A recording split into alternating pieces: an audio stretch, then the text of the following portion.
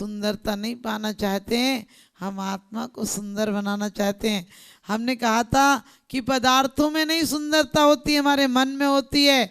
वही डल झील देखने जाओ, वही कश्मीर जाओ, वही आप माउंट आबू कहीं कहीं जाओ, आपने देखा होगा आप झील में बैठते हैं तो वह बड़े आश्चर्य से देखो कितना अच्छा, देखो कितना अच्छा। और वो झील पर रहने वाले रोज उन्हें पता भी नहीं चलता है कि झील भी कोई चीज है, उनकी तो अजीब का, उन्हें नहीं दिखता ये सब।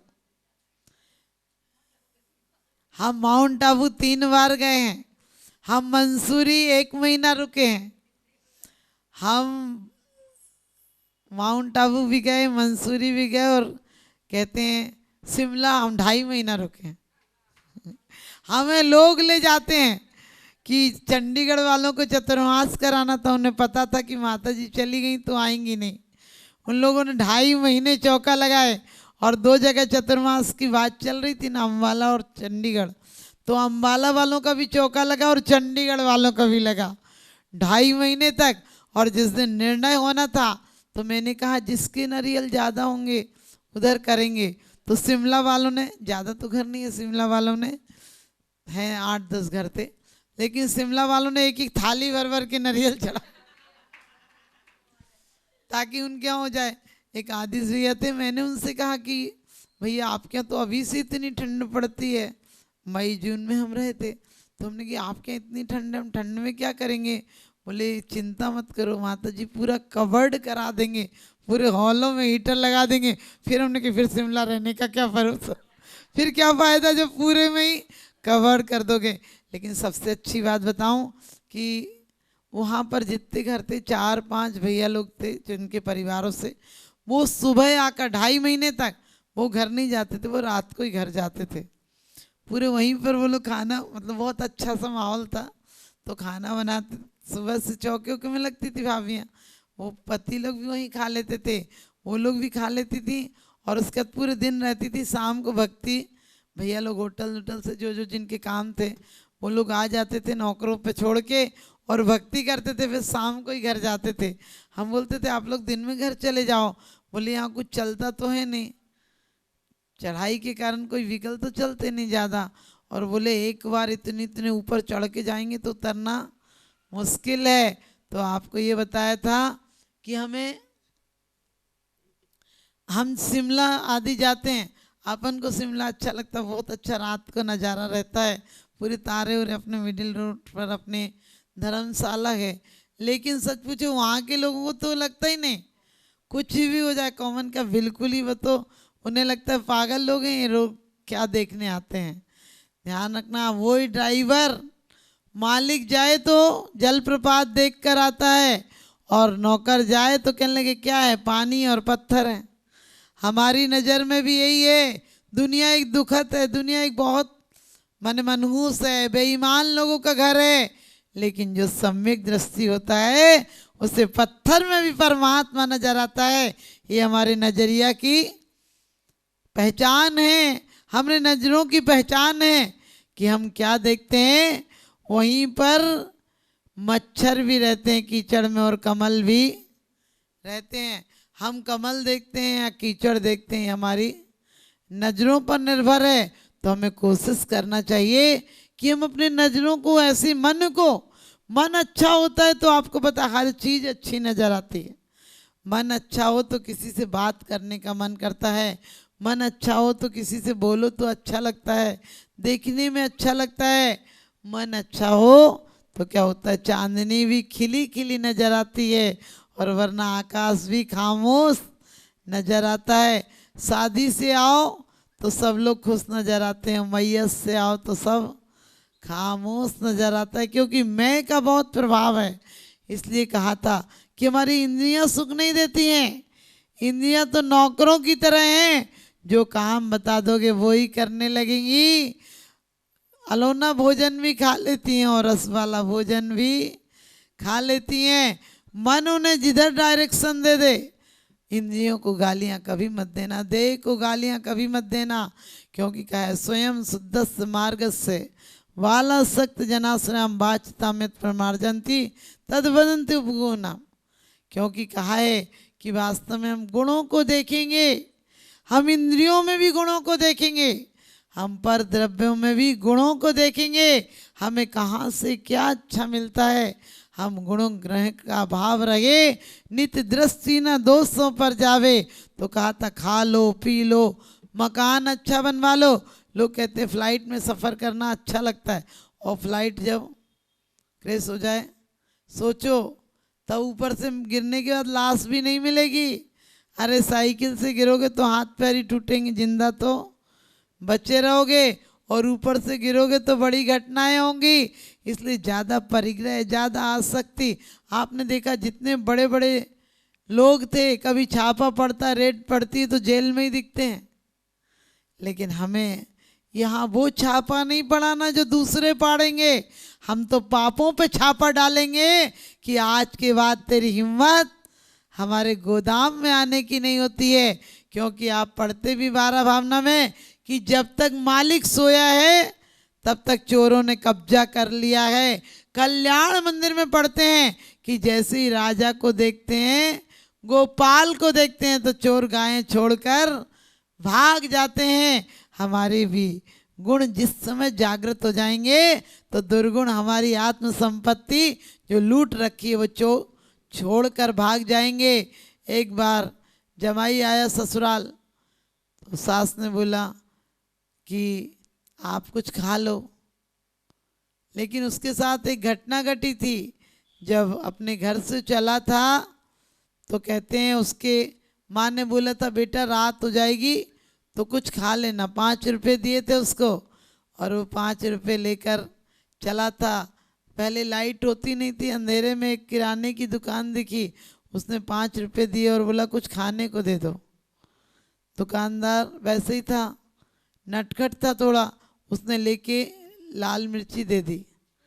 अब उसे तो भूख लगी थी, एक साथ उसने 3-4 उठाकर, अंधेरे में उसे दिखी भी नहीं, और उसने 3-4 एक साथ मुंह में दे लिया। अब सोचो क्या हाल हुआ। अब वो तो बहुत बुरा हाल हुआ, जैसे तैसे। बड़ी देर बाद उससे थोड़ी सी तसल्ली मिली। अब ससुराल पहुंचा तो सास ने कहा आ गए लाला जी? बोले हाँ आ गए। MP में लाला जी बोलते हैं जवाई को। बोले आ गए लाला जी? बोले हाँ आ गए। बोले कछू खा लो। बोला कछू का नाम मत लियो। थोड़ी देर बाद ससुर आए, बोले लाला जी आए हैं इसलिए हम कुछ लाए हैं, उन्हें खिला दो। ससुर ने फिर कहा कि लाला जी कछू तो खा लो। बोले हम कछू नहीं खाएंगे। तो लोगों ने कहा इसको क्या हो गया, कुछ नहीं खा रहा है। तो साले सालियों से कहा तुम बाजार ले जाओ, इन्हें कुछ चाट पकौड़ी खिला लाना। बाजार ले गए। फिर साली बोली जीजा जी यहाँ कछू तो खा लो, अपने घर पे कछू नहीं खाओ। बोले तुम कछू खाओगी तो हम अभी चले जाएंगे। फिर साले ने कहा अरे जीजा जी चिल्ला काय को रहा, कछू तो खा लो। उनने कही तुम खाओगे तो तुम्हारी बहन को छोड़ के चला जाऊंगा। बोले जीजा जी ऐसा ना करो। घर पे आए, लोगों ने कहा भैया किसी की नहीं मान रहा, अपनी बेटी से कहा तू ही मना ले, कुछ तो खा लेंगे। फिर पत्नी बोली अरे सब इतना कह रहे कछू तो खा लो। बोले अब तूने कहा तो तुझे ही छोड़ के चला जाऊंगा। उसने कही भाई लड़ो मोड़ो मन्नत, मैं तो तुम्हारे साथ चल रही हूँ। अब बेचारे ने 2 दिन हो गए खाए नहीं, तो सास ने कहा बेटी से, अपनी बेटी से बोली तू ही चली जा भाई, ये कुछ खा ही पी नहीं रहे और कुछ बीमार उमार हो जाएंगे। तो वो गए, और रास्ते में फिर पत्नी ने कहा कछू तो खा लो। अब माँ ने कछू दिया है तो कछू तो खा लो। उससे आई कहने लगे तू ज़्यादा बोल रही, कछू खा लो कछू खा लो। और उसने लिया और कटोरदान फेंक दिया ट्रेन से उठाकर। अब कटोरदान फेंका जैसे ही तो उसमें चाशनी लगी हुई थी, थोड़ी बाहर गिरी जाती है, थोड़ी चाशनी पे उंगली लगी। अचानक उंगली मुंह पर चली गई। बात करते करते बोला अरे क्या था, ये तो बड़ा अच्छा था। पत्नी बोली इतनी देर से मना रहे थे तब तुमने खाया नहीं, हम कह तो रहे थे कछू तो खा लो। बोले भाई हमने जो कछू खाया था वो बड़ा बेकार था। बोले हर कछू थोड़ी ना बेकार होता है, तुमने तो फेंक दिया। बोले बड़ा अच्छा था, अब क्या करें? बोले अब तो कटोरदान का कटोरदान फेंक दिया, अब क्या करोगे? अब चलो घर पे चलूंगी तब बना दूंगी, तब कछू खा लेना। बोले क्या हो गया था तुम्हें ऐसे जो तुम कछू के नाम से चिढ़ रहे थे? उसने अपना थैला खोला। बोले देख ये कछू लिया था तो इतनी तकलीफ हुई कि मैं भूल गया कछू खाना। तो आप और हमारी जिंदगी भी ऐसी है। कछु भी मत खा लेना, पाप रूपी मिर्ची, कसाई रूपी कड़वे पदार्थ मत खा लेना, वरना मुंह थूकते थूकते भी शांति नहीं मिलेगी। और ये जलन तो मिर्ची की तो एकांत भाव में उतर जाती है। वैराग भावना में कहा है कि विष और अग्नि तो एक भव में जीवन नाश करते हैं, लेकिन वासनाएं और तृष्णाएं तो भव भव में तड़पाती हैं। तो हमें तड़पाएंगी, उसके पहले हम जीवन की शैली को समझ लेंगे, अच्छा जिएंगे, अच्छा देखेंगे और अपने आत्मा के हित के जो कारण हैं, व्रत हैं, संयम हैं, गुप्तियां हैं, समितियां हैं, इनको आंशिक रूप में अपना सकते हैं। हमें किसी से कुछ कहना भी है, हम आराम से कह सकते हैं, आप ऐसे मत कहा कर, उनको बुरा लगता है। जरूरी है कहना, ऐसे मत बोला कर, मैं आगे से बोलूँगी नहीं, संभल के बोला कर। लो, बोलने बात वही बोली है तुमने, ये मेरे से मत बोला कर, ये मेरे से ऐसे मत बोला कर। लो, बात एक ही शब्द थे, एक ने चाशनी का काम कर दिया, दूसरे ने मिर्ची का काम कर दिया। तो वास्तव में अपने जीवन में अपनी वाणी को जिनवाणी बनाएंगे और अपने जीवन को महामहोत्सव बनाएंगे और अपने जीवन में पंडित मरण हो। इसलिए अभी पंडित मरण करेंगे, अभी ज्ञानियों जैसा मरण करेंगे, तो एक दिन हम और आप पंडित मरण के भी अधिकारी बनेंगे। इन्हीं शुभ भावनाओं के साथ आप सबका जीवन भी अच्छा हो और जीवन अच्छा हो ताकि हमारी मौत बहुत सुंदर हो। आज तक जो मौत नहीं पाई है, लोग कहते हैं एक बार समाधि मरण हो जाए, हमने कहा एक बार यदि उत्कृष्ट रूप से समाधि मरण कर लो।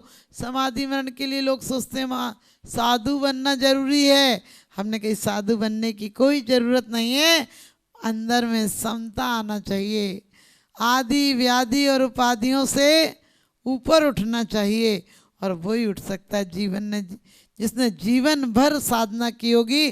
जो साल भर पढ़ा है वो पेपर देखकर रोता नहीं, वो तो लिखना प्रारंभ कर देता है। हम भी जीवन भर साधना करेंगे, जीवन भर उपयोग को शुभ बनाएंगे।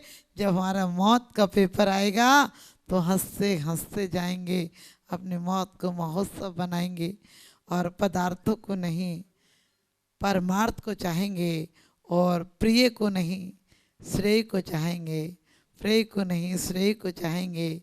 और श्रेय आत्मा की उपलब्धि है, प्रेय इंद्रियों की उपलब्धि है। इंद्रियों से अतीत हो जाएंगे, हर इंद्रियों पर अनुशासन रखकर उन्हें अपने जीवन में उपयोग को सही लगाकर सार्थक बनाएंगे। देवताओं के द्वारा परमात्मा का शरीर भी पूज्य हो जाता है, ऐसा शरीर प्राप्त करेंगे जो एक दिन हमें निर्वाण ले जाएगा। इससे जिनके यहाँ मन की शांति है और जिनके यहाँ मन की शांति नहीं है, संतोष नहीं, तो लाखों की दौलत वाले दुख पाते हैं। हम लोग कहते भी हैं कि मन के झंझट को हटा दो। मन की झंझट कैसे हटेगी? आचार्य कहते हैं यदि स्यादवाद हो तो मन की झंझट आज हटी हुई है। माँ अपने बच्चे को कहती है तू अब जा वहीं रह, कहीं देर से लौट कर आए तो क्या कहती है घर में घुसने की जरूरत नहीं है, तू जहाँ गया था वहीं जा। लेकिन माँ का अभिप्राय क्या है? माँ का अभिप्राय ये है कि तू आज ऐसी गलती करके गया, इस गलती को छोड़ के आ, नहीं तो वहीं जा, यानी गलती को बाहर छोड़ कर आ। कभी कभी देखा होगा माँ का उद्देश्य अच्छा होता है तो क्या होता है, अभिप्राय अच्छा होने से पाप बंद नहीं होता है। छोटा बच्चा होता है और मिठाई की जिद करता है, माँ कहती देख ले है ही नहीं डिब्बे में। कभी कभी अपन को हॉस्पिटल बाजार जाना हो लेकिन बच्चा जिद करता तो क्या कहते हैं सुई लगवाने जाना है। बच्चे से कितना बड़ा बड़ा अपन झूठ बोल देते हैं, लेकिन वो झूठ झूठ की कोटि में नहीं है, क्योंकि उसमें हमारा हित है। हम बच्चे का हित चाहते हैं, बच्चे की उन्नति चाहते हैं, हमें बच्चे से ईर्ष्या और क्लेश नहीं है। इसलिए आचार्य कहते हैं कि सबसे बड़ी समस्याएं हमने स्वयं पैदा की, और वो कौन सी हैं? कसायों की समस्याएं। हम अपने ही शत्रु हो गए हैं, किसी दूसरे के शत्रु हों या नहीं, क्योंकि हम दूसरे को ठग लेते हैं लेकिन वो ठगा जाए या नहीं ठगा जाए, वो बाहर से ठगा जाएगा, लेकिन हमने कर्मों का बंध कर लिया। हमने कब किस तरह से कर्मों का बंध होता है, तो कहते हैं कि योग से और कसायों से स्थिति और अनुभाग बंध बनता है। कभी कभी के लोग कहते हैं भाई पूरी जिंदगी गुजर गई इसी में, लेकिन शांति नहीं मिली। कभी आपने सोचा क्यों नहीं मिली? क्योंकि जब तुमने कर्म बांधे होंगे तो योगों में और कसायों में तीव्रता रही होगी, इसलिए स्थिति बंध अधिक पड़ गया। प्रकृति और प्रदेश बंध किससे होते हैं? योग से होते हैं। और स्थिति और अनुभाग बंध कसाय से होते हैं। हमने कसाय, ऐसी कसाय पे कसाय बांधते जाते हैं। कसाय छोटी सी होती है, लेकिन बांधते बांधते कितनी बड़ी हो जाती है। हम पार्श्वनाथ भगवान की पूजा करते हैं, रोज बोलते हैं आदर से आपका अमृत बन भक्तों के जीवन में बिखरा। लेकिन बिखरा क्या? वो इतनी बड़ी गलती माफ कर दी थी उन्होंने मरुभूति की पर्याय में। आपको पता, जहां से शुरुआत हुई कथानक की, इतनी बड़ी गलती की दुनिया में कोई माफ करता नहीं।